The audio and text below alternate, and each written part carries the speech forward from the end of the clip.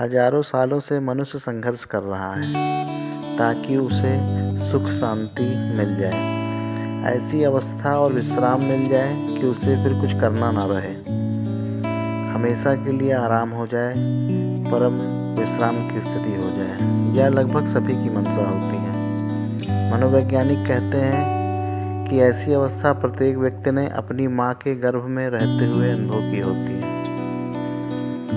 यह अवचेतन में होती है उस समय, पर इस अवस्था की एक आंतरिक लहर हमेशा चला करती है। उसकी सारी क्रियाशीलता में चाहे व्यक्ति कितना ही बूढ़ा हो जाए, ये बात चला ही करती है। मोक्ष और निर्माण की अवस्था में परम विश्राम होता है, ऐसा हमारे संतों ने कहा है। और लेकिन उपलब्धि के पूर्व मनुष्य कितनी तरह की साधनाओं से गुजरता है। कोई हठ योग करता है, कोई उल्टी सीधी साधनाओं में पड़ जाता है, कोई शिव के द्वारा बताए हुए 112 विधियों में से किसी विधि का उपयोग करता है, कोई अष्टांग योग करता है। अलग अलग तरीके जो उन्हें समझ में आते हैं वे करते हैं। दूसरी ओर कुछ ऐसे भी संत हैं जिन्होंने बताया कुछ करना ही नहीं है, जैसे लात्सो, अष्टावक्र जैसे संत, कि अकर्म को उपलब्ध हो जाओ। यह सुनकर मन को बहुत अच्छा लगता है, लेकिन फिर प्रतीत होता है कि आलसी बने रहने से कुछ उपलब्ध तो हुआ नहीं, मन को शांति तो मिली नहीं, ना ही कोई आनंद मिला, तो फिर क्या करें। जीवन का यह विरोधाभास पूरी दुनिया में और भी तेजी से फैल रहा है। आदमी ने विश्राम और आलस्य का सुख लेने के लिए विज्ञान और उसकी 1000 प्रकार की तकनीकों को इजाद किया है, उसका सहारा लिया है, ताकि दिनों और घंटों का कार्य कुछ क्षण में हो जाए और उनके पास अपनी अनुभूति के लिए समय की कोई कमी न रहे। आधुनिक सुख सुविधाओं का सब सामान आज बहुत ही मात्रा में उपलब्ध हो गया है, लेकिन उसकी उपलब्धि के साथ साथ हम पहले से कहीं अधिक व्यस्त हो गए हैं। अब तो सब कुछ ऑनलाइन मिलने लगा है, होम डिलीवरी होने लगा है।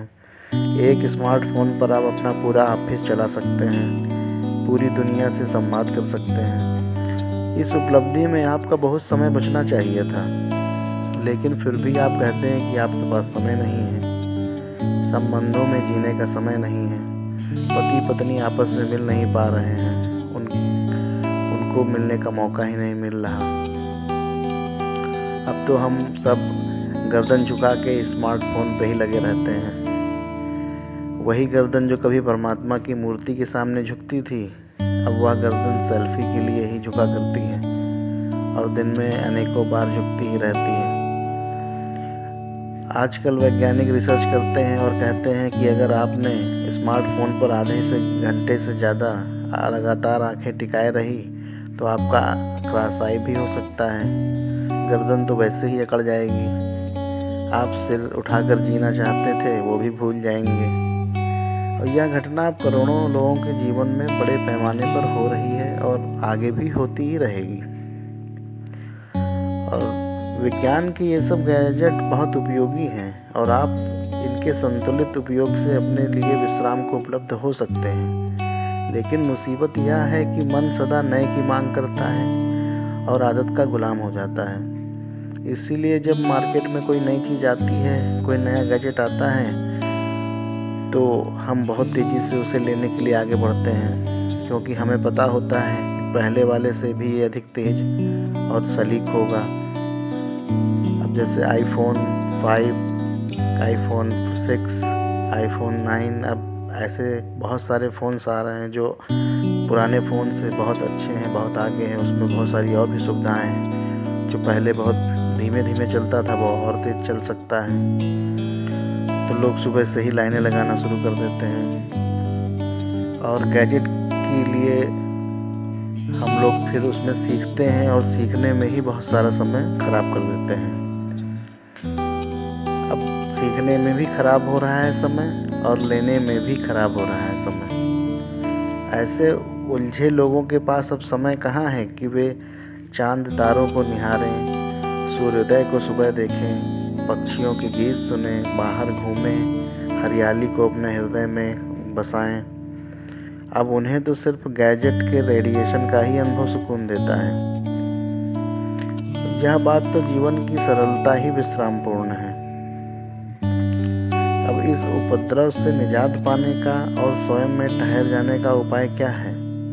वो कौन सा मार्ग है? तुम मध्य में रहो, अपने बाह्य जीवन की क्रियाओं और भीतरी विश्राम में एक संतुलन पैदा करें। कर्म को अपने सर पर हावी मत होने दें और अकर्म को प्रमाद मत बनाएं। दोनों परिस्थितियों में होश रखें और दोनों स्थितियों का आनंद लें। तभी हम आध्यात्मिक क्षेत्र में, अपने परम विश्राम के क्षेत्र में कुछ कर सकते हैं, वरना यह पूरा जीवन इन्हीं भाग दौड़ में निकल जाएगा और अंत में कुछ हाथ नहीं लगेगा। प्रेम।